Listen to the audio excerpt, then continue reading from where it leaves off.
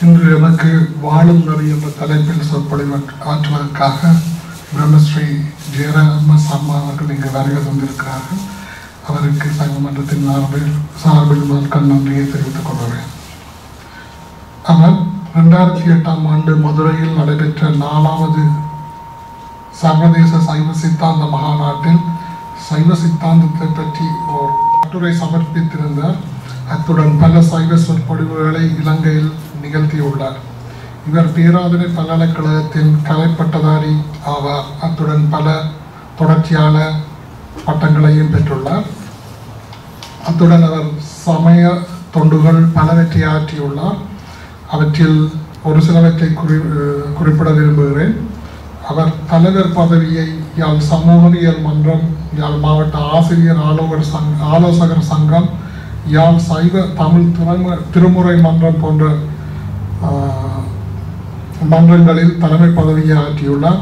அத்துடன் யாழ் கல்வி திணைக்கள சைவ நெறி செயற்பாடுகள் அமைப்பின் செயலாளராகவும் தீவ இந்து குருமார் ஒன்றியத்தின் ஆலோசகராகவும் இது பங்காற்றியமை குறிப்பிடத்தக்கது. அத்துடன் அவருக்கு பல கௌரவ பட்டங்கள் இருக்கின்றன. அவற்றில் செந்தமிழ் செல்வர் என்ற பட்டத்தை அனலதீவு ஐயனார் தேவஸ்தானத்தினரும், புராண திலகம் என்ற பட்டத்தினை பரத்துறை கொட்டடி சித்தி விநாயகர் தேவஸ்தானமும், சொல்லின் செல்வர் என்ற பட்டத்தை நாவலப்பட்டி சைவ நற்பணி மன்றத்தினரும், தமிழ் வித்தகர் என்ற பட்டத்தினை பட்டப்படிப்புகள் கல்லூரி வட இலங்கையினரும் வழங்கியிருந்தனர். அவருடைய சொற்பொழிவை நாங்கள் தொடர்ந்து கேட்போம். நிகர்ஷ்வைர சமாயுதை காலைகரித்வமாவர்ணகே இந்திராயாகி சகஸ்திரயுகோ அக்னிவிப்ராஷ்டிவஜனः வாயுஷ்வேதசிகுஸ்ருகः சம்வஸ்தரோ விஷுவர்ணகே நித்யாஸ்தே ருஜராஸ்தவம் சுப்ரமண்யோகம் சுப்ரமண்யோகம் சுப்ரமண்யோகம். உச்சியின் மகுடமின்ன ஒளிதரனுதலினோடும் வச்சிர மறுப்பில் ஒற்றை மணிகொள் கிம்புரி வயங்க மெச்சவிக்கவரி தூங்க விளமாமுகன் கொண்டுற்ற கச்சியின் விகட சக்கர கணபதிக்கு அன்பு செய்வாகம் கணபதிக்கு அன்பு செய்வாகம். கஜானன பத்மார்க்கம் கஜானன மகனிஷம் அநேகேகதந்த பக்தானாம் ஏகதந்தம் உபாஷ்மகே ஏகதந்தம் உபாகாஷ்மகே ஏகதந்தம் மகாகாயம் தப்தகாஞ்சன சந்நிதம் லம்போகோதரம் விசாலாட்சம் வந்தேகே அகம் கணநாயகம் வந்தேகே அகம் கணநாயகம் வந்தே அகம் கணநாயகம். எம்பெருமானுடைய அடியார்களே, இன்றைய தினம் இந்த முருகப்பெருமானுடைய சன்னிதானத்திலே அமைந்திருக்கின்ற இந்த ஆன்மீக சொற்பொழிவை ஆற்றுகின்ற இந்த மண்டபத்திலே எனக்கும் இந்நாள் தெரிந்த சில சிந்தனைகளை பேசுவதற்கு எம்பெருமான் முருகப்பெருமான் அருள் புரிந்திருக்கின்றார். எனவே அந்த முருகப்பெருமானுடைய பாதார விந்தங்களை வணங்கிக் கொண்டு எல்லாவற்றிற்கும் முழுமுதல் பொருளாக விளங்குகின்ற அந்த பிரணவ பொருளாம் அந்த பெருமானாகி ஐங்கர பெருமானுடைய பாதார விந்தங்களை சரணடைந்து எனக்கு தெரிந்த சில கருத்துக்களை வாழும் நெறி என்ற தலைப்பின் கீழ் உங்கள் முன் வைக்கலாம் என்று நினைக்கின்றேன். வாழும் நெறி என்று சொன்னால் வாழாத நெறி என்று ஒன்று இருக்கிறதா? ஆரிய நீர் என்று சொன்னால் ஆறாத நீர் என்று ஒன்று இருக்கிறதா என்று நாங்கள் எல்லாம் கேள்வி கேட்போம். வாழும் நெறி என்றால் என்ன, வாழாத நெறி என்றால் என்ன? வாழ்க்கை என்றால் என்ன, இந்த வாழ்க்கையை எப்படி வாழ வேண்டும், இந்த வாழ்க்கையை வாழ்வதற்கு ஒரு நோக்கம் இருக்கிறதா, வாழ்க்கையை எப்படியும் வாழலாமா அல்லது இப்படித்தான் வாழ வேண்டுமா, மனம் போன போக்கெல்லாம் வாழ்ந்தால் என்ன ஏற்படும், கால் போன போக்கிலே கண் போகலாமா, கண் போன போக்கிலே மனம் போகலாமா, மனம் போன போக்கிலே மனிதர் போகலாமா என்று ஒரு பாடல் என்னுடைய நினைவுக்கு வருகிறது. மனம் போக்கிலே மனிதர் போனால், கால் போன போக்கிலே நாங்கள் போனால், கண் போன போக்கிலே நாங்கள் போனால் எங்கள் வாழ்வு எப்படி இருக்கும், எப்படி அமையும் என்பதற்கு பல்வேறு விதமான உதாரணங்களை, வாழ்க்கை முறைகளை எல்லாம் எங்களுக்கு முன்னே வாழ்ந்த சமய பெரியவர்களும் சமய அறிஞர்களும் வேதங்களும் ஆகமங்களும் திருமுறைகளும் புராணங்களும் இதிகாசங்களும் உபநிடதங்களும் பல்வேறு விதமான முறையிலே விளக்கி காட்டி இருக்கின்றன. காலத்துக்கு காலம் இந்த பூமியிலே வந்த அவதார புருஷர்கள் எல்லாம் ராமகிருஷ்ண பரமஹம்சர் முதல் ரமண மகரிஷி வரை எல்லோரும் இந்த வாழ்க்கை எப்படி வாழ வேண்டும், வாழ்வது என்பது ஒரு நெறி, இந்த வாழ்க்கையை எப்படி வாழ வேண்டும் என்று பல்வேறு விதமான முறைகளிலே எல்லாம் அவர்கள் சொல்லி சொல்லி சொல்லி அலுத்து போனார்கள். நாங்கள் அவற்றை கேட்கின்ற நிலையிலே இல்லை. எங்களுக்கு வீடு வேண்டும், அதுவும் எப்படி வீடு, மாடிக்கு மேல் மாடி வீடு வேண்டும், கார் வேண்டும், சாதாரண கார் அல்ல பெரிய கார் வேண்டும், ஆடம்பரமான கார் வேண்டும், உடை வேண்டும், சாதாரண உடை அல்ல ஆடம்பரமான உடை வேண்டும், உணவு வேண்டும், சாதாரண உணவல்ல அபரிதமான நாகரிகமான விலை உயர்ந்த உணவுகள் வேண்டும். படுக்கின்ற பொழுது பஞ்சனையிலே படுப்பவனுக்கும் நித்திரை வருகிறது, பாயிலே படுப்பவனுக்கும் நித்திரை வருகிறது, தரையிலே படுப்பவனுக்கும் நித்திரை வருகிறது, தெருவோரத்திலே படுப்பவனுக்கும் நித்திரை வருகிறது. நித்திரை எல்லோருக்கும் ஒன்று, படுக்கின்ற விதம்தான் வித்தியாசம். வாழ்க்கையும் அப்படித்தான். இந்த கங்காரு நாட்டிலே அடியடித்து வைத்திருக்கின்ற நாங்கள் எல்லோரும் பல்வேறு விதமான முறையிலே வாழ்ந்து கொண்டிருக்கின்றோம்.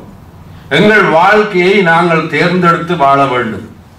எப்படியும் வாழலாம், மனம் போன போக்கிலே வாழ வேண்டும் என்று நினைத்தோமேயானால் அது சாக்கடையிலே ஓடுகின்ற நீர் போல இருக்கும். இப்படித்தான் வாழ வேண்டும், இதுதான் ஒரு வாழ்வுக்கு உரிய நெறி என்று வாழ்கின்ற பொழுது அது கோவிலிலே இருக்கின்ற புனிதமான தீர்த்தத்துக்கு ஒப்பாகும். எனவே புனிதமான தீர்த்தமுடைய நிலையிலே நாங்கள் வாழப்போகிறோமா அல்லது சாக்கடை நீராக நாங்கள் அமைய போகிறோமா என்பதை பொறுத்துத்தான் இதுதான் ஒரு வாழ்வு, இதுதான் வாழ்க்கைக்குரிய ஒரு நெறி என்று நாங்கள் தீர்மானித்துக் கொள்ளலாம். அப்பர், சம்பந்தர், மணிவாசகர், நாவுக்கரசர் இவர்கள் எல்லாம் வாழ்ந்த வாழ்க்கை முறை ஒரு படிமுறையான வாழ்க்கை முறை. அப்பருக்கு 81, அருள்வாத ஊரருக்கு செப்பிய நாளெட்டில் தெய்வீகம், சுந்தரற்கு 36, தொல் ஞான சம்பந்தற்கு என்றும் 16 என்று அறி. 16 வயது, 32 வயது, 18 வயது, 81 வயது. இது ஒரு வாழ்க்கையினுடைய படிமுறை. அவர்கள் இப்படித்தான் வாழ வேண்டும் என்று வாழ்ந்திருக்கிறார்கள். ஒரு குழந்தை அப்பாவோடு கோயிலுக்கு செல்லுகிறது. அந்த குழந்தை அப்பா கோயிலுக்கு செல்லுகிற பொழுது நானும் வரப்போகிறேன் நானும் வரப்போகிறேன் என்று அந்த குழந்தை அடம் பிடிக்கிறது. குழந்தை அடம் பிடித்தால் நாங்கள் என்ன செய்வோம்? சினப்போம், சீறுவோம். பின்பு அந்த அழுகுரலையும் அது அழுகின்ற அந்த பாவனையும் கண்டவுடனே மனதிலே இரக்கம் வந்துவிடும். அந்த இரக்கம் வந்த அப்பா அந்த குழந்தையை தோளிலே தூக்கி கொண்டு கோவிலுக்கு போகிறார். அந்த கோவிலிலே போய் திருக்குளத்தடியிலே அந்த குழந்தையை அமரச் செய்துவிட்டு குளத்திலே குளிக்க போகிறார். அப்பாவை காணாத குழந்தை அழுகிறது. இப்பொழுது நிறைய குழந்தைகள் அழுகிறது, அதனால எந்த பலனும் இல்லை.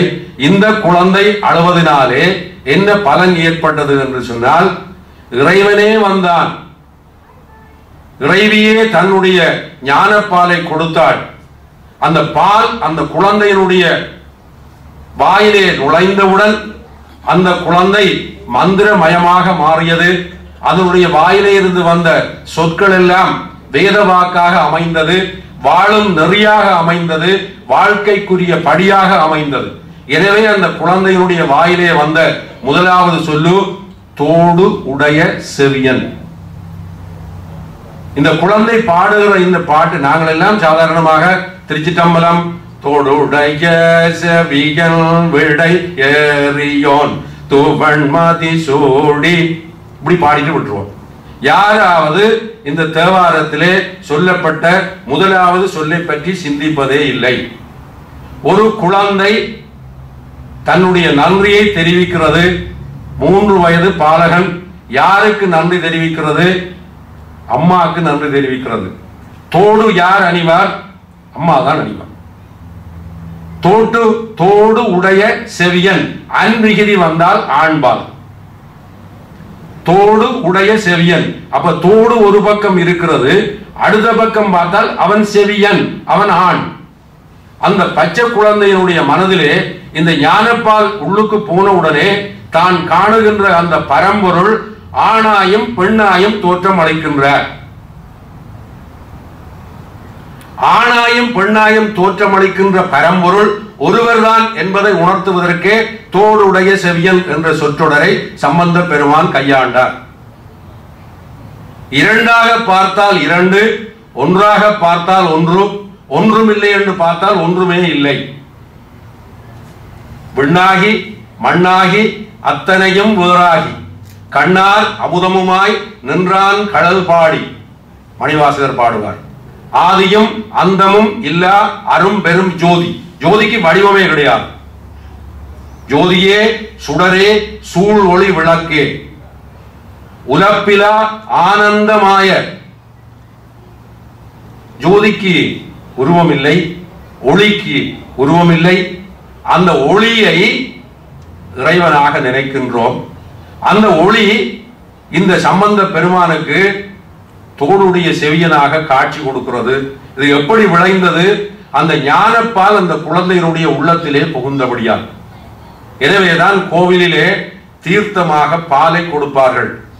இது நானாக எடுத்த கருத்து, வேதத்திலும் இல்லை, புராணத்திலும் இல்லை, ஆகமத்திலும் இல்லை. கோவிலிலே தீர்த்தமாக கொடுக்கின்ற பொழுது அந்த தீர்த்தத்தை வாங்கி குடிக்கின்ற அத்தனை பேரும் நாங்களும் ஞான சம்பந்த குழந்தைகள் என்று நினைத்து அந்த இறைவனுடைய தீர்த்தத்தை வாங்கி குடித்தால் எங்களுக்கும் இறைவன் தோற்றுவார், எங்களுக்கும் ஞானம் மனதிலே வரும். எனவேதான் இந்த தீர்த்தத்தை குடிக்கின்றவர்கள் மிக பக்குவமாக, மரியாதையாக, பக்தியோடு, சிரத்தையோடு கையை வைத்து அந்த வைக்கின்ற முறையிலே ஒரு பணிவு இருக்கிறது, ஒரு பண்பு இருக்கிறது, ஒரு பரிவு இருக்கிறது, ஒரு பக்தி வந்து விடுகிறது. எனவே அந்த தீர்த்தத்தை வாங்கி அருந்துகின்ற பொழுதே அவன் சம்பந்தனாக மாறிவிடுவான். எந்த சம்பந்தம்? இறைவனுடைய சம்பந்தம் சேர்ந்தபடியால் அவர் சம்பந்தரானார்.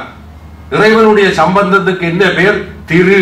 திரு என்றால் கருத்து, பெருமையானது, அழகானது, உயர்ந்தது, மதிக்க முடியாதது, விஸ்வரூபமானது, எங்கும் வியாபித்திருக்கிறது. எனவே சம்பந்தம் அவரிடம் சேர்ந்தது. எந்த சம்பந்தம்? ஞானம். எனவே ஞான சம்பந்தன். அது எப்படிப்பட்ட சம்பந்தம்? திருவோடு இணைந்த சம்பந்தம். எனவே திருவோடு இணைந்த ஞானத்தை கொண்டவரானபடியால் திரு ஞான சம்பந்தம். நாங்கள் எங்களுடைய குழந்தைகளுக்கு எல்லாம் பெயர் வைக்கின்ற பொழுது, இப்பொழுது அல்ல, நான் இப்பொழுது எல்லாமே சொல்லவில்லை, எங்களுடைய குழந்தைகளுக்கு பெயர் வைக்கின்ற பொழுது இது ஒரு வாழும் நெறி, இதுதான் வாழ்க்கை முறை. குழந்தைகளுக்கு பெயர் வைக்கின்ற பொழுது எல்லாம் இறைவனை சம்பந்தப்படுத்தி பெயரை வைப்போம். என்னுடைய பேர் ஜெயராமன். என்னுடைய அண்ணா ஒருத்தர் இருக்கார், அவருடைய பேர் சோமசுந்தரம். என்னுடைய தம்பி ஒருத்தர் இருக்கார், அவருடைய பேர் பாலசுப்ரமணியம். என்னுடைய இன்னொரு அண்ணா இருக்கார், அவருடைய பேர் ராஜகோபாலர். இதெல்லாம் இறைவனுடைய பேர். என்னுடைய அப்பா படுத்த படுக்கையிலே கிடக்கிறார், மரண தருவாயிலே கிடக்கிறார். அந்த நேரத்திலே என்னைத்தான் கூப்பிடுகிறார், தம்பி ஜெயராமா, ஜெயராமா, ராமா, ராமா, ராமா. அவருடைய உயிர் போகிறது. உயிர் போகின்ற பொழுது அவருடைய வாயிலே இருந்து வருகின்ற நாமம் அந்த ராமனுடைய நாமம். அப்ப இறைவனுடைய நாமத்தை சொல்லிக் கொண்டு அவர் இறக்கின்ற பொழுது நிச்சயமாக அவருக்கு நல்ல கதி கிடைக்கும் என்று எங்கள் புராணங்கள் சொல்லுகின்றன, எங்கள் ஆகமங்கள் சொல்லுகின்றன, எங்களுடைய பெரியவர்கள் ஆத்ம நிலையிலே இருந்தவர்கள் எல்லோரும் சொல்லுகிறார்கள். எனவே லக்ஷ்மி, ஒரு பிள்ளையினுடைய பேர் லக்ஷ்மி. எந்த நேரம் அம்மா கூப்பிடு, லட்சுமி வாடி, லட்சுமி வாடி, அந்த வீட்டுக்குள்ள செல்வம் வந்தபடியே இருக்கும். இது நான் புராணத்தை பற்றி சொல்லவில்லை, இது விஞ்ஞானம். பாடசாலையிலே கற்பித்த ஆசிரியர்கள் சிலவோட இருக்கலாம். உங்களுடைய படித்த காலத்தை ஞாபகப்படுத்தி பாருங்கள். சிறந்த ஆசிரியர், சிறப்பில்லாத ஆசிரியர், 2 வகையான ஆசிரியர்கள் இருக்கார்கள். சில ஆசிரியர்கள் எந்த நாளும் வகுப்புக்கு வருகிற பொழுது அந்த ஆசிரியர் எப்பொழுது வருவார்கள் என்று மாணவர்கள் எதிர்பார்த்தபடி இருப்பார்கள். ஏனென்றால் அவர்கள் வாழ்க்கைக்கு வழிகாட்டுகிறார்கள். வாழ்வு இப்படித்தான் இருக்க வேண்டும் என்று எந்த நேரமும் சிந்தித்துக் கொண்டு தங்களுடைய பாடத்தை நடத்துகிறார்கள். அவர்களுடைய வருகையை ஏன் எதிர்பார்ப்பார்கள் என்றால், அவர்கள் வந்தால் எந்த நேரமும் மாணவர்களை உற்சாகப்படுத்தி அவருடைய மனதிலே இருக்கிற சோம்பலை அகற்றி அவர்கள் இருக்கின்ற இடத்தை புனிதமாக்கி அவர்களுக்கு ஒரு புத்துணர்வை ஊட்டுகின்ற ஒரு நிலையிலே அவர்களுடைய பாட போதனை அமையும். சில ஆசிரியர்கள் வராமல் விட்டால் கூட மாணவர்கள் மிகவும் சந்தோஷமாக இருப்பார்கள். ஏனென்றால் அந்த ஆசிரியர் வகுப்பிலே வந்தவுடனே, நீ மூதேசி, நீ எரும மாடு, நீ குரங்கு, நீ முட்டாள், அடி முட்டாள், நீ ஏன் இங்க வந்த, நீ இதை விட எரும மாடு மேய்க்க போயிருக்கலாமே, ரோட்டு கூட்ட போயிருக்கலாமே. பாடம் நடத்த மாட்டார். அவருடைய பாடம் வித்தியாசமான முறையிலே இருக்கு. கொப்பனை பேர் ரோட்டு வழியை தெரிகிறான், நீ அவனுக்கு பின்னால போ. இங்க பேர் அவன் அதை பிடிச்சு கொண்டிருக்கிறான், நீ இஞ்சால போ. அந்த குழந்தை, பிஞ்சு குழந்தையினுடைய மனதிலே திட்டுகிற பொழுது, நீ மூதேவி, நீ பிசாசு, உன்னை முகத்தை போய் பேர், சனியன் மாதிரி கிடக்குது.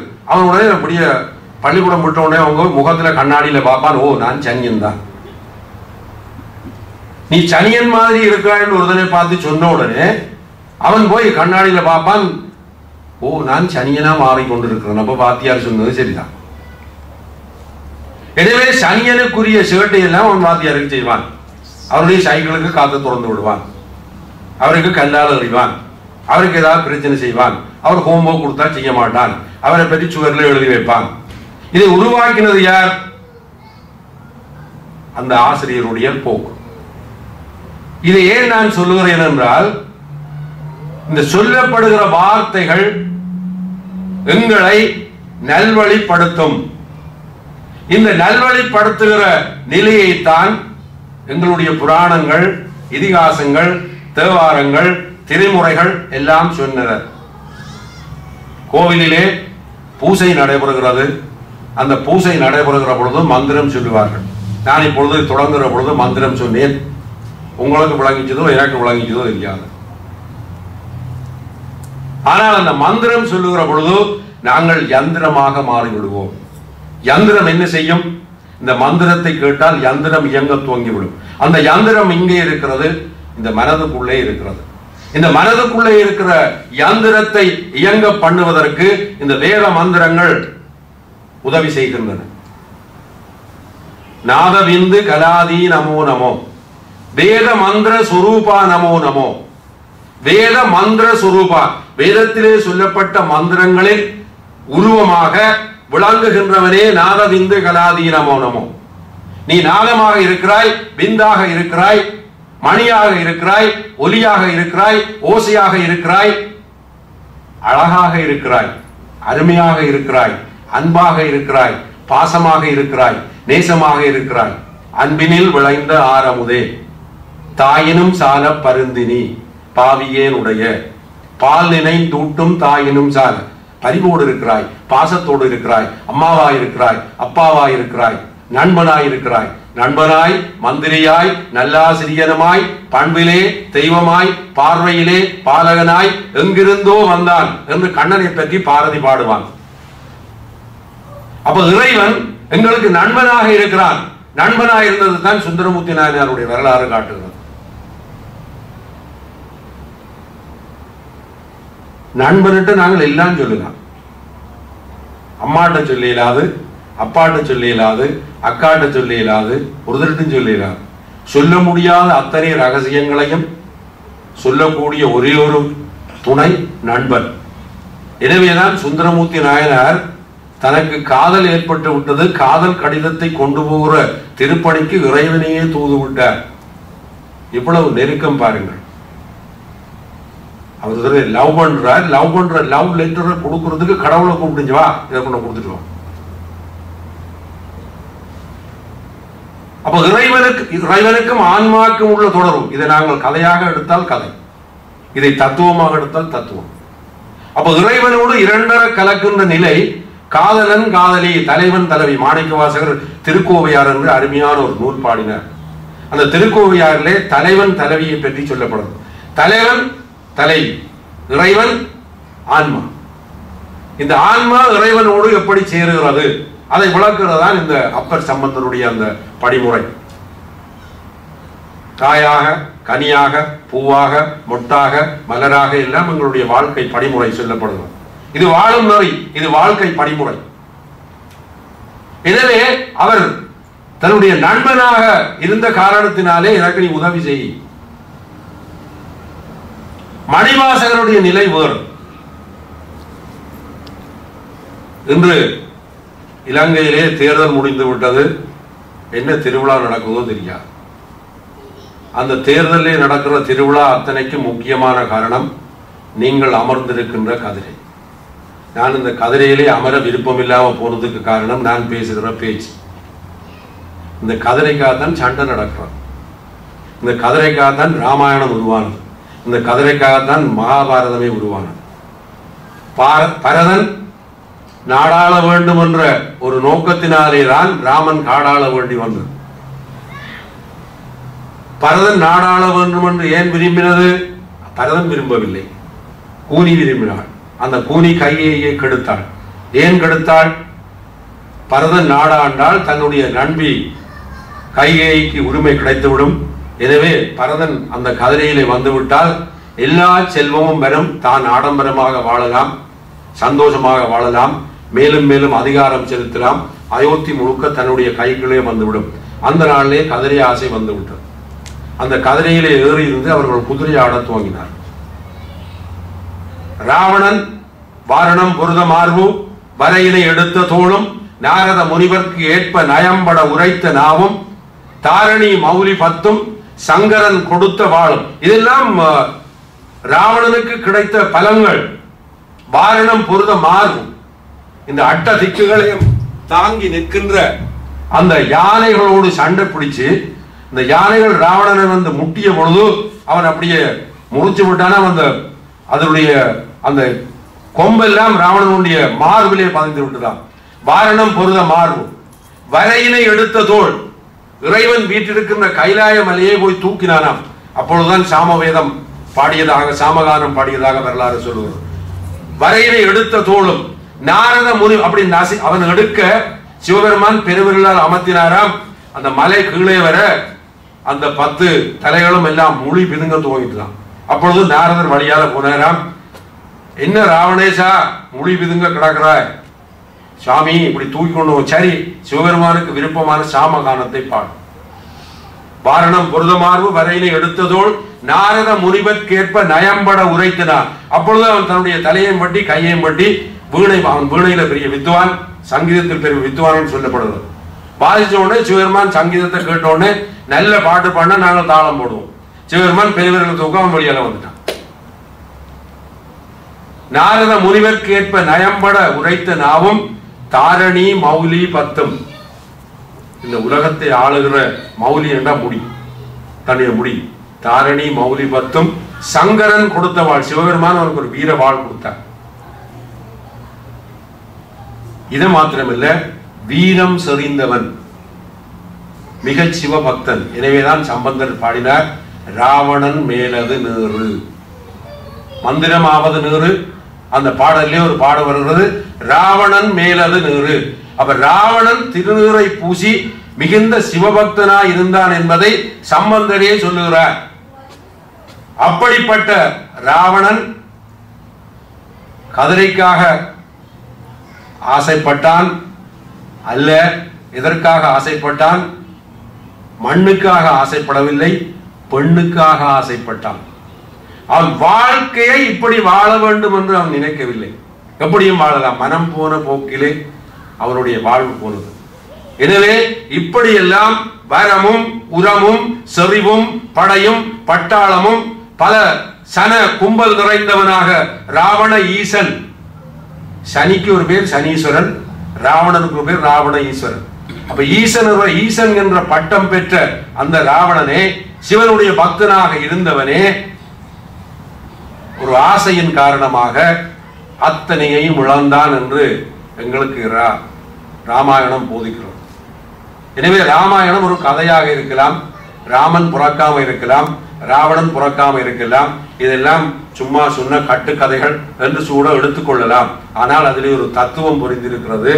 நீ எவ்வளவு படைபலம் பொருந்தியவனாக இருந்தாலும் சரி, பணபலம் பொருந்தியவனாக இருந்தாலும் சரி, ஆட்பலம் பொருந்தியவனாக இருந்தாலும் சரி, உன்னுடைய வாழ்வு இப்படித்தான் வாழ வேண்டும் என்ற ஒரு நெறியிலே செல்லாவிட்டால் உனக்கு குறி இல்லாமலே போய்விடும், குறிக்கோள் இல்லாமலே போய்விடும்.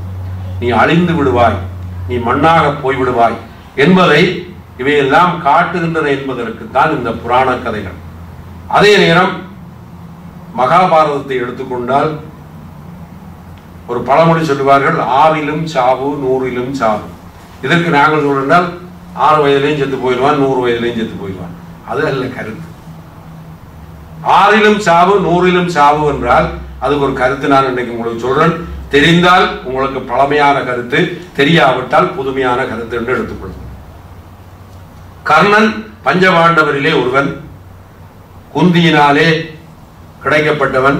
எனவே குந்தி அந்த பிள்ளையை தனக்கு அவமானம் பண்ணி விட்டபடியால் அவள் அங்கே போய் அவன் வளர்ந்தான். பிறகு அவனுக்குரிய அந்தஸ்தை துரியோதனன் கொடுத்தான். உங்களுக்கு எல்லாம் கதை தெரியும். பிற்காலத்திலே அவனால் இந்த பஞ்சபாண்டவருக்கு அழிவு வரப்போகிறது என்பதை கண்ணன் உணர்ந்து குந்தியை அனுப்பி, கண்ணனை எப்படியாவது இந்த பக்கம் கூப்பிடு. அப்பவே அந்த கட்சி மாறுற பிரச்சனை வந்துட்டு, ஆளும் கட்சி எதிர்கட்சி என்று அப்பவே வந்து, அப்போ துரியோதனன் தான் ஆளும் கட்சியா இருந்தான், இவர்கள் எதிர்கட்சியா இருந்தார்கள். எனவே நீ எஸ்எல்எப்பியிலிருந்து யூஎன்பிக்கு. அவன் சொல்லிவிட்டான், நான் மகிந்த ராஜபக்சோடான் இருப்பேன் என்றால் அழிய போற. அவனுக்கு தெரியாது. அங்கே இருந்து விட்டான். குந்தி போய் கூப்பிட்டால், நீ வா மகனே, அங்க 5 பேர் இருக்கிறாங்களா. அவன் சொன்னான், அம்மா நீ 5 பேர் என்று சொல்றாய், அந்த 5 பேரோடு சேர்ந்தால் நான் 6ஆவது. நான் 6ஆக இருந்தாலும் எனக்கு அழிவு, 6லும் சாவு. நான் 6 பேராக இருந்தாலும் எனக்கு அழிவு, 100லும் சாவு. இந்த 100 இருந்தால், துரியோதனோடு இருந்தாலும் எனக்கு சாவு. எனவே 6லும் சாவு 100லும் சாவு என்ற நான் இறப்பதற்காக பிறந்தேன் என்று கர்ணன் சொன்னானாம். இதே ஒரு பெரியவர் சொன்னார். அதை நான் உங்களுக்கு ஒரு எடுத்துக்காட்டுக்காக சொல்லுவேன். எனவே வாழ்வு என்பது கர்ணன் கொடைவள்ளல். அவனுக்கு கிடைத்த அரிய பெரிய வரங்கள் நினைக்க முடியாது. கடைசியா அவன் மரண படுக்கையிலே படுத்து கிடக்கிறான்.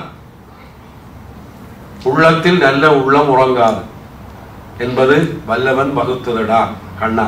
சீர்காழி கோவிந்தராஜனுடைய பாட்டு எங்கு ஒலித்துக் கொண்டே இருக்கும். அந்த எது கவிஞர் எழுதினாலும் தெரியாது. உள்ளத்தில் நல்ல உள்ளம் உறங்காது. ஏன் உறங்காது என்று சொன்னால், இந்த கூடாத உள்ளம் உள்ளவர்கள் நல்லவர்களாக வாழ வேண்டும், நல்லவர்களாக வருமட்டும் இந்த நல்ல உள்ளங்கள் உறங்காது. அதான் அந்த கருத்து. உள்ளத்தில் நல்ல உள்ளம் உறங்காது. இறைவன் விழித்தபடியே இருக்கிறார். சிவன் சுடலையிலே நடனமாடுகிறார். சிவன் சுடலையில நடனமாட, சுடலையில நடனமாடுற நேரம் எந்த நேரம்? அர்த்த சாமம் 12 மணி. எல்லாரும் நித்திர உள்ளோம்.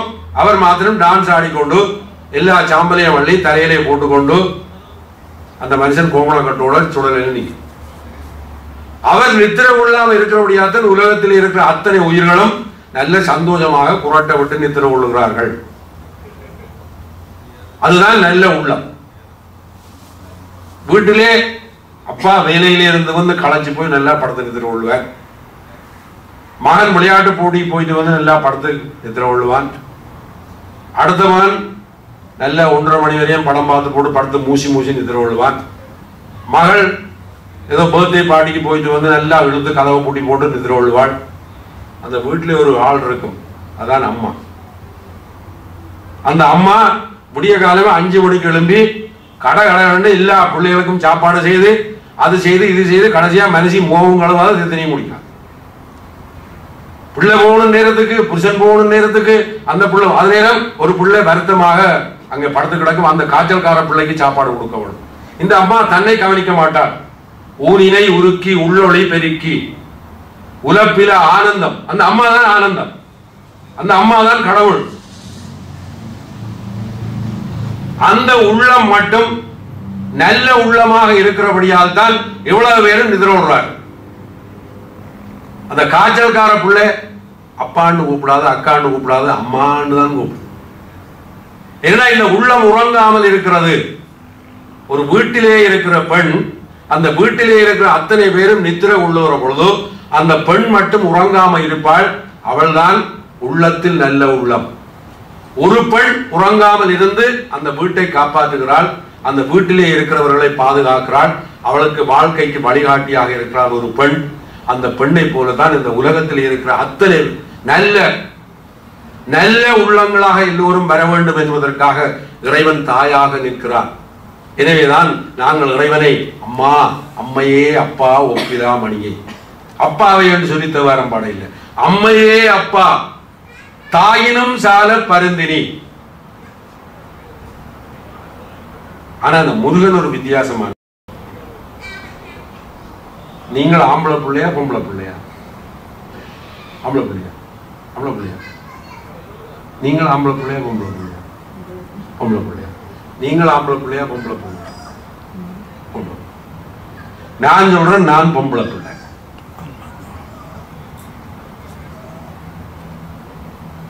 முருகன் மட்டும்தான் ஆம்பளை பிள்ளை. சிவபெருமானுடைய நெற்றிக் கண்ணிலே இருந்து தோன்றியவர் முருகப்பெருமான். மற்றவர்களுக்கெல்லாம் பிறப்பை பற்றி நிறைய சொல்லப்படுது. பிள்ளையாருடைய பிறப்பை பற்றி விநாயக புராணத்தில் சொல்லப்படுது. இந்த முருகனுக்கு மட்டும் ஒரு தனிப்பட்ட பெருமை என்னென்றால், அந்த முருகன் ஆணினாலே உருவாக்கப்பட்ட சிவபெருமானுடைய நெற்றிக் கண்ணிலே கருணைமோர் முகங்களாரும் கரங்கள் 12 கொண்டு ஒரு திரு முருகன் வந்து உதித்தனன் உலகம் உய்ய. அந்த சரவண பொய்கையிலே அவருடைய 6 அந்த பொறிகளும் அங்கே போய் விழுந்து 6 குழந்தைகளாக வந்து பிறகு 6 முகம் உண்டாக சேர்ந்து முருகன் வந்தான் என்று கந்த புராணம் சொல்லுகிறது. எனவே ஆண் பிள்ளையாக இருக்கிறவன் முருகன். ஆண்மை என்றால் என்ன? ஆண்மை என்றால் என்ன? அப்ப எங்கள் எல்லாருக்கும் வீரம் இருக்கு, நிச்சயமா இருக்கு. வீரம் எப்படிப்பட்ட வீரம் இருக்க வேண்டும்? எப்படிப்பட்ட வீரம் இருக்க வேண்டும்? வீரம் என்பது என்ன? மகாத்மா காந்தி எல்லோருக்கும் தெரியும். அப்படி ஊதி விட்டா கீழே விழுந்து போயிருவார். பிரித்தானிய சாம்ராஜ்யம் உலகம் முழுவதையும் கட்டி ஆண்டது. இந்த மகாத்மா காந்தி கீழே ஒரு வேட்டி மேலே ஒரு துண்டு லண்டனுக்கு போயிருந்தார். அப்பொழுது பிரித்தானிய பிரதம மந்திரியாக இருந்தவர் வின்சென்ட் சர்ச்சில். அந்த வின்சென்ட் சர்ச்சிலை சொன்னார்கள், இந்தியாவிலே இருந்து மகாத்மா காந்தி என்ற ஒருவர் வந்திருக்கிறார். இந்த சர்ச்சில் சொன்னார், இந்தியாவில் இருந்து வந்திருக்கிற அரை நிர்வாண பக்கிரியை பார்க்க நான் தயாராக இல்லை. அந்த அரை நிர்வாண பக்கிரி தான் அரை நிர்வாணமாக வெள்ளைக்காரரை ஓட ஓட விரட்டினார். அதுதான் வீரம். அடிப்பதோ உதைப்பதோ வெட்டுவதோ தூக்கி எறிவதோ வீரம் அல்ல. சுவாமி விவேகானந்தர் சிகாகோவிலே 1800ஆம் ஆண்டிலே ஒரு மகாநாட்டிலே பேச போயிருந்தார். அவருக்கு கொடுத்த நேரம் ஒரு குறிப்பிட்ட நேரம். லேடிஸ் அண்ட் ஜென்டில்மென் என்று தன்னுடைய பேச்சை மற்றவர்கள் இப்படியெல்லாம் ஆரம்பிச்சார். அவர் லேடிஸ் அண்ட் ஜென்டில்மென் என்று பேச்சை ஆரம்பிச்சார். அவருக்கு கொடுக்கப்பட்ட நேரத்தை விட அந்த தலைவர் சொன்னாராம், நீங்கள் இன்னும் கொஞ்சம் கூட பேசலாம். அவர் பேசிய பேச்சினால் மேற்கு உலகம் எங்களுடைய இந்து பக்கத்தில் தலையை திருப்பியது. இப்படியும் ஒரு வாழ்க்கை முறை இருக்கிறதா? விவேகானந்தரை சொல்வார்கள் வீரத்துறவி. கத்தி வச்சிருந்தாரா, துவக்கு வச்சிருந்தாரா, பொல்லு வச்சிருந்தாரா, கல்லு வச்சிருந்தாரா, என்ன வச்சிருந்தார்? அவருக்கு பின்னால படை இருந்ததா, AK-47 இருந்ததா, இல்ல AK-49 இருந்ததா, என்ன இருந்தது? ஒண்ணுமே இல்லை. வீரம் இருந்தது. அந்த வீரம் எப்படி வந்தது? இறைவனிடம் கொண்ட ஆறா காதல், ஆறா பக்தி. முருகனை வணங்கினால் எங்களுக்கு வீரம் வரும். ஏனென்றால் அந்த வீரமுடைய முருகனுடைய கையிலே ஒரு வேல் இருக்கிறது பாருங்கள். அந்த வேலை பற்றி சிவபுராணத்திலே ஒரு வரி இருக்கு, சொல்லுங்க. ஆழ்ந்து அகன்ற நுண்ணியனே. இறைவனுக்கு பேர் ஆழ்ந்து அகன்ற நுண்ணியனே. இந்த வேலை பாருங்கள், வேல் கூர்மையாக இருக்கிறது, அகன்று இருக்கிறது, நீளமாக இருக்கிறது. இதனுடைய முக்கியமான கருத்து என்னென்றால், அறிவு ஆழமாக இருக்க வேண்டும், அகலமாக இருக்க வேண்டும், கூர்மையாக இருக்க வேண்டும். MA, PhD, DLitt, MPhil, MBA இது அறிவு அல்ல. It is only the paper qualification. It is not a knowledge. அறிவு என்பது ஆழமாக இருக்க வேண்டும், நுண்மையானதாக இருக்க வேண்டும். அதான் வேல் கூர்மை. அகலமானதாக இருக்க வேண்டும். அதான் வேலுடைய அந்த பக்கம். எனவேதான் அதை சொல்றது சக்தி வேல், ஞானவேல், வெற்றி வேல், வீரவேல். ஆழ்ந்து அகன்ற நுண்மை உடைய அறிவு இருந்தால் வெற்றி வரும், வீரம் வரும், எல்லாம் வரும். எனவேதான் வேல் வேல் முருகா, வேல் முருகா, இந்த வெற்றியை தருகின்றவனே ஓடிவார். எனவேதான் கையிலே முருகன் வேலை வைத்திருக்கின்றான். இவையெல்லாம் எங்களுக்கு வாழ்க்கைக்கு ஒரு வழிகாட்டிகள். இந்த முருகனை வழிகாடுபவர் பொழுது எங்களுடைய மனதிலே என்ன சிந்தனை வருகிறது? ஐயா என ஓங்கி ஆழ்ந்து அகன்ற நுண்ணியனே. சிவபுராணம். ஐயா என்று யாரை கூப்பிடுவோம்? கோவிலில் இருக்கிற குருக்குளத்தான் நாங்கள் எல்லாரும் ஐயா ஐயான்னு கூப்பிடுவோம். ஐயா என்றால் பெரியவரே, தலைவரே. சில பேர் தங்களுடைய அப்பாவை ஐயான்னு தான் சொல்றது. எங்களுடைய ஐயா முந்தி அங்க வட்டுக்கோட்டையில் இருந்த நேரம் அராலிக்கு போனவர், நாரந்தனைக்கு போனவர், பூங்குடுதலுக்கு போனவர், யாழ்ப்பாணம் நல்லூர்ல ஐயா விழுந்து விழுந்து கும்பிடுறவர். அப்பாவை ஐயான்னு சொல்லுவோம். ஏனென்றால் அப்பாவுக்கு பெரிய மதிப்பு, பெரிய தலைவர். ஐயா என ஓங்கி ஆழ்ந்து அகன்ற நுண்ணியனே. இறைவனை ஐயா என்று அழைத்திருக்கார் மணிவாசகர். எனவே எங்களுடைய தந்தையை நாங்கள் கடவுளுக்கு சமானமாக நினைக்கின்றோம். எங்களுடைய மரபு, எங்களுடைய வாழ்க்கை நெறி, அம்மா அப்பா எங்களுடைய தெய்வம். இதைத்தான் பிள்ளையார் மாம்பழம் என்ற கதை உணர்த்துகிறார். நாரதர்கிட்ட கேட்கிறார், இந்த மாம்பழத்தை கிடைக்க என்ன செய்யணும்? உலகத்தை சுற்றணும். அம்மா அப்பா உலகம். Right, okay. ஒரு செகண்ட் வந்தாச்சு, மாம்பழம் வாங்கி சாப்பிட்டாச்சு. எங்களுக்கு நான் இந்த கதையை நாட்டிய நாடகமாக நடிப்போம், அப்படி செய்வோம் இப்படி செய்வோம், குழந்தைகளுக்கு சொல்லுவோம். ஆனா அந்த தத்துவம் என்னன்னு தெரியாது, அதை பற்றி சொல்றதே. அம்மாவும் அப்பாவும் உலகம். அம்மாவும் அப்பாண்டார் சிவனும் சக்தியும். சிவனும் சக்தியும் என்றார் இறைவன். Negative and positive. சிவம் சக்தி என்றது நெகட்டிவ் அண்ட் பாசிட்டிவ். அது ரெண்டு சேர்த்தா தான் எனர்ஜி வரும். அதான் இறைவன். எனவே வாழ்க்கை முறையிலே எங்களுடைய வாழ்வு நெறி சாதாரணமானது அல்ல.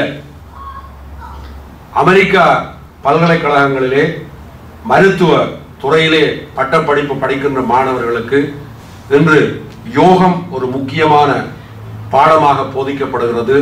தியானம் ஒரு முக்கியமாக பாடமாக போதிக்கப்படுகிறது. ஏனென்று சொன்னால் தியானமும் யோகமும் ஒருவனை நல்வழிப்படுத்துகிறது, அவனுடைய உள்ளத்தை புனிதப்படுத்துகிறது.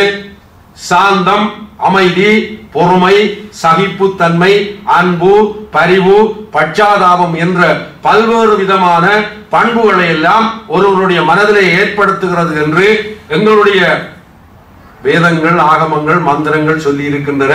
ஆனால் நாங்கள் அதுக்கு கிட்டவே போறோம். இதை மேல்நாட்டவன் பார்க்கிறான். கழுதை அறியுமோ கற்பூர வாசனை என்று அடிக்கடி நாங்கள் சொல்லுவோம். அதுக்கு என்ன அர்த்தம் எங்களுக்கு விளங்குறதே இல்லை. அந்த நாள்ல கழுதைதான் பெரிய லோரி.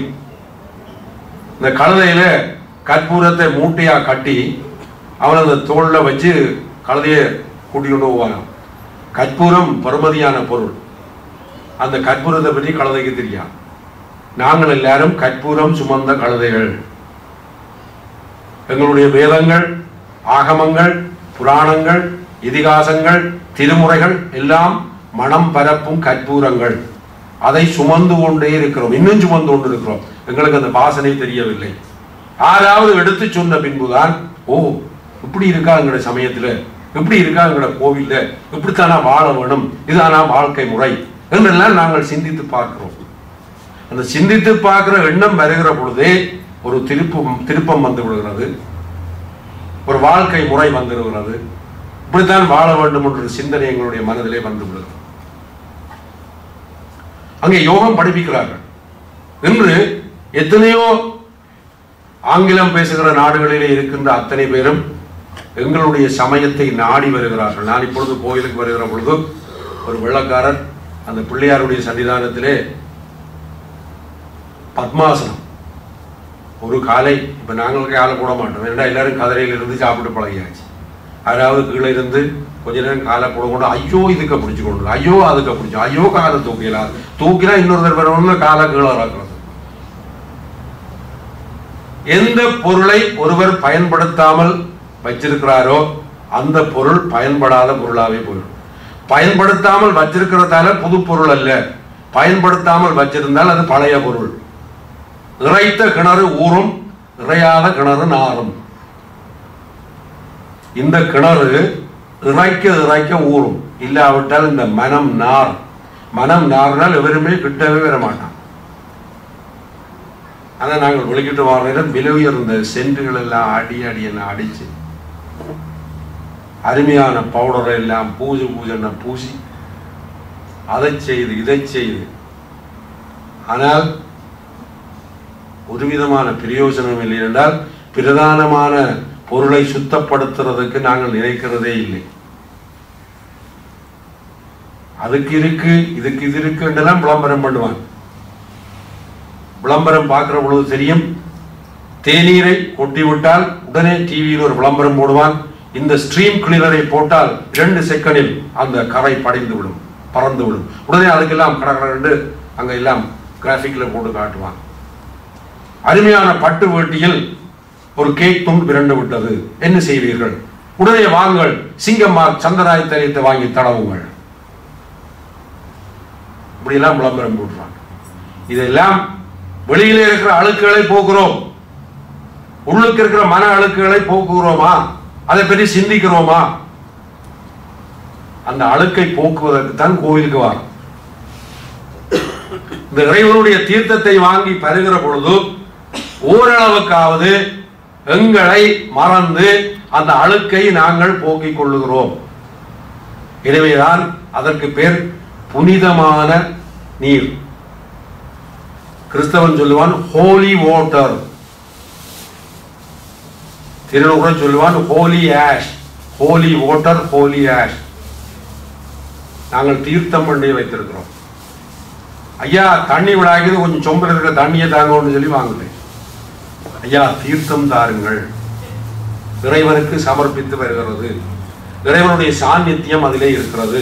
இறைவனுடைய அருள் பொதிந்து இருக்கிறது. அந்த அருள் கிடைக்கின்ற பொழுது வருகிறது. அதுக்கு பேர் மருந்து. நான் வாழ்ந்து இருந்து படித்த இடம் பலாலி. எங்களுக்கு ஒரு சொந்த கோவில் இருக்கிறது, ராஜராஜேஸ்வரி அம்பாள் கோயில். அங்கே என்னுடைய அப்பா, பெரியப்பா, சித்தப்பா எல்லாம் குருக்களாக இருந்திருக்கிறார்கள். நான் சின்ன பையனாக இருக்கிற பொழுது அவர்களுக்கு எல்லாம் உதவி செய்திருக்கிறேன். அந்த பலாலியிலே ஒரு வழக்கம் இருக்கிறது. பூஜை முடிந்த பின்பு அங்கே வந்திருக்கின்ற அடியார்கள் சொல்வார்கள், ஐயா எங்களுக்கு கொஞ்சம் மருந்து தாருங்கோன்னு கேட்பார்கள். எனக்கு விளங்குறையில என்ன கோயில்ல வந்து மருந்து இருக்கிறார்கள். பின்ன அப்பா சொன்னார் கொஞ்சம் பொருடான்னு சொல்லி பன்னீர் மரம் அங்கே இருக்கிறது.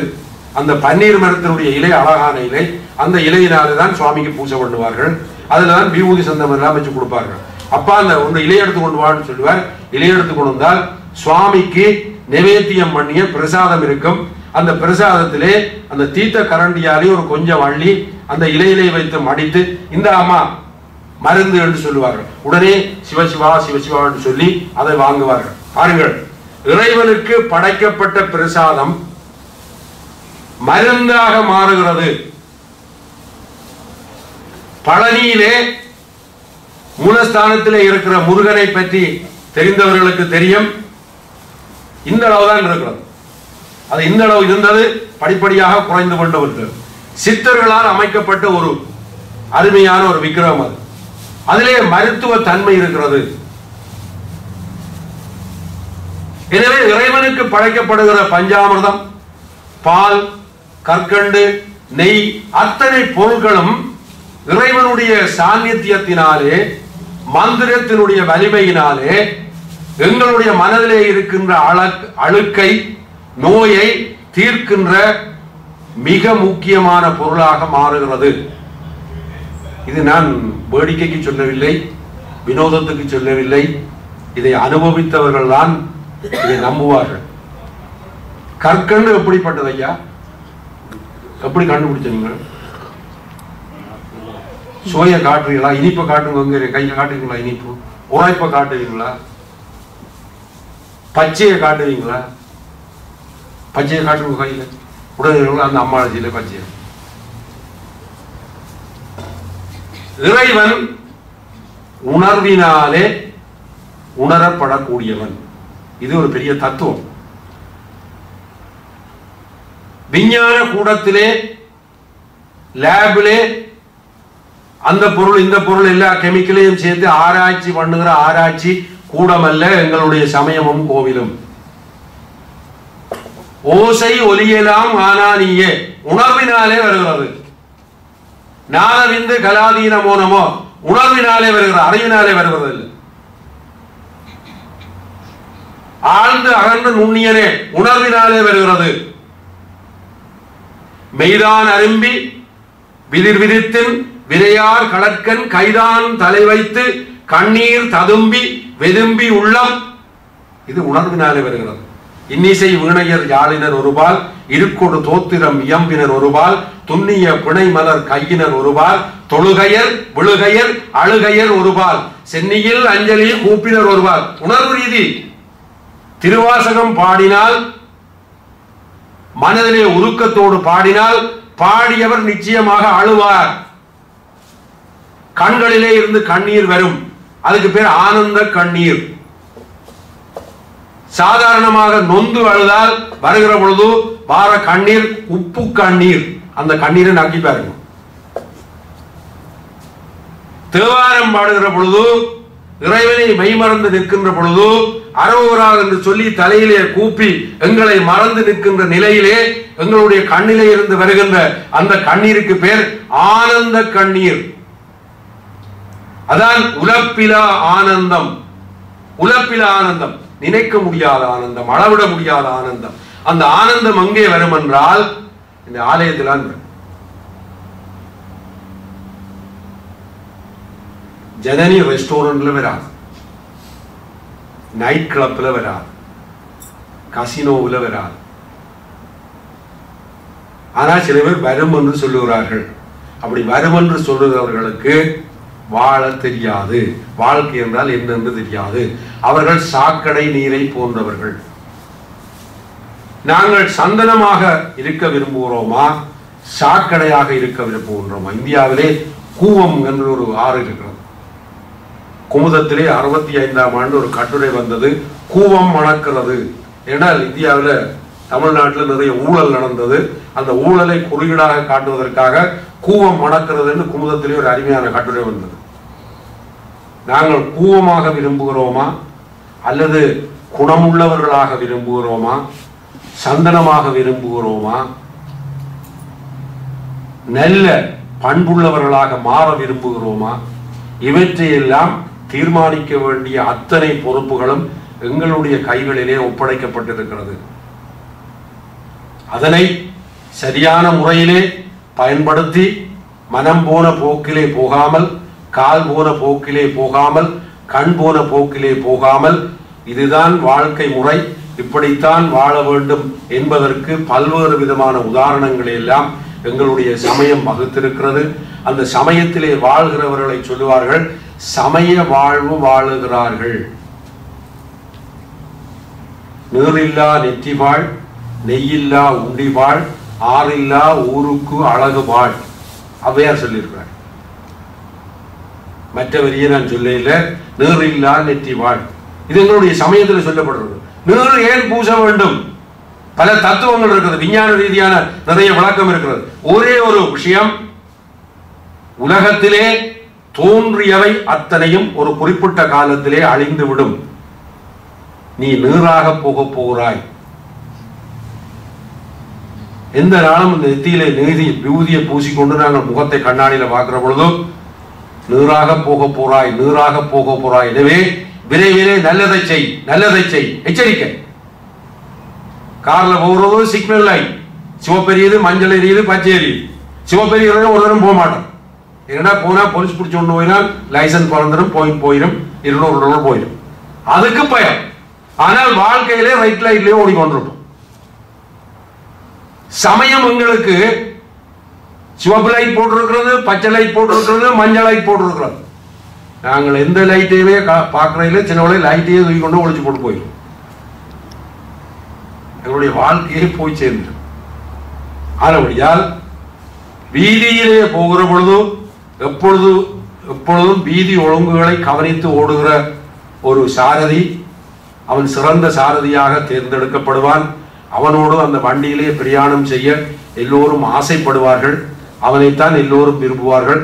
இவர்தான் எங்களை கூட்டிக் கொண்டு போக வேண்டும். எனவே எங்கள் எல்லோருக்கும் பார்த்த சாரதியாக இறைவன் விளங்குகிறான்.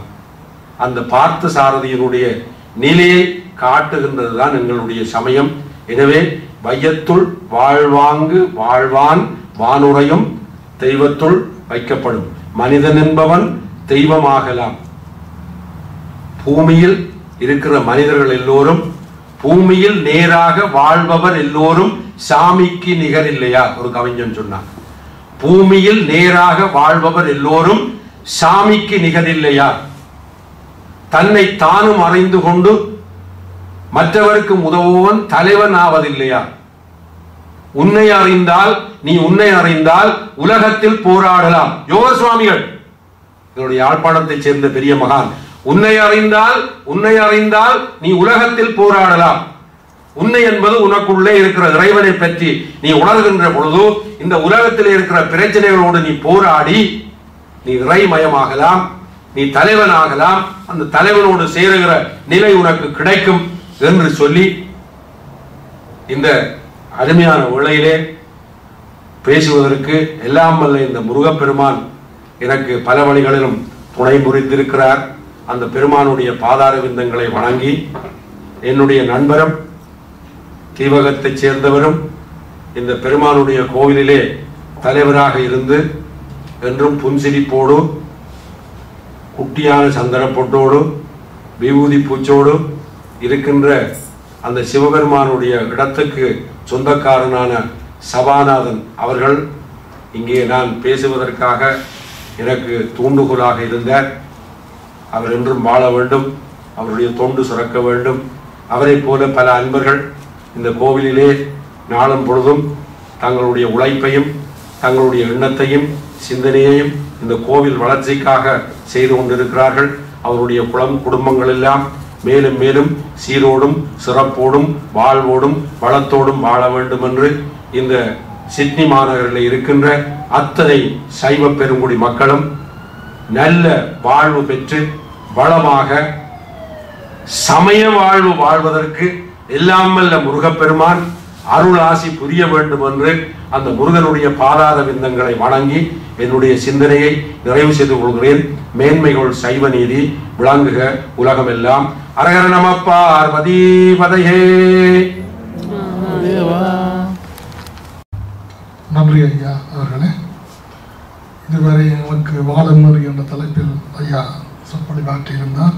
அவருக்கு சைவ மன்றத்தின் சார்பில் நமது மனமார்ந்த நன்றிகள். அவருக்கு சைவ மன்றத்தின் சார்பாக ஒரு சிறு அன்பளிப்பை வழங்க உள்ளோம். நன்றி.